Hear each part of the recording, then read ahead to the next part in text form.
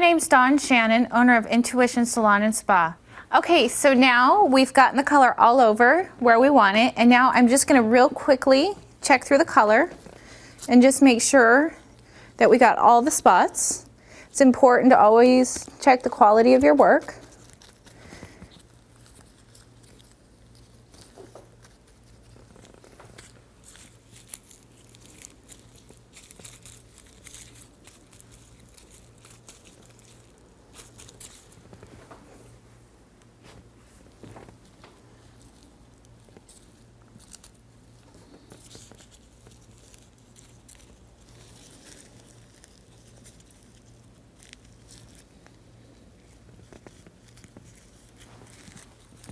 Okay, so I've checked the color, and now she's going to sit for 10 more minutes, and I just want to make sure at the same time that she's comfortable. Get her some magazines, see if she needs any water or coffee.